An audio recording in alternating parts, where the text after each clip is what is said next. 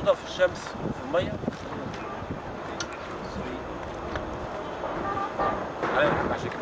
المواسير ديت موجوده في الشمس كده بقى لها 4 سنين، ورغم كده اتاثرت بالشمس والعوامل الجو ويعتبر منتهي الصلاحيه، ورغم كده هيركبوها في ابن بيتك. وفي شايفين في ابن بيتك لعبه القط والفار بين شركات الكهرباء وشركات الصرف.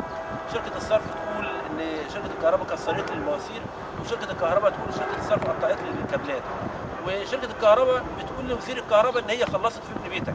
يعني احنا بندعي وزير الكهرباء ان هو يجي يشوف ابن بيتك ما خليش حتى 50% منه من اعمال الكهرباء، وندعي وزير الاسكان برضه يجي يتفرج على المشروع اللي بيقولوا له ان احنا خلصنا وما فيش الا منطقتين، مع ان ال6 مناطق لسه محتاجين شغل في ابن بيتك، محتاجين شغل السفلته وحتى الخدمات. ما فيش مباني تجاريه، ما فيش مولات، ما فيش مدارس في بعض المناطق. منطقه 1 ومنطقه 7 ومنطقه 2 خدمات.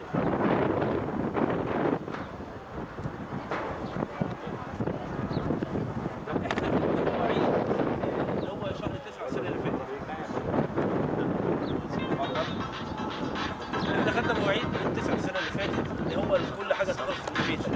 انتوا 6 شهور بقى 7 الثوره المفروض يخلص في شهر 3، خلال شهر 3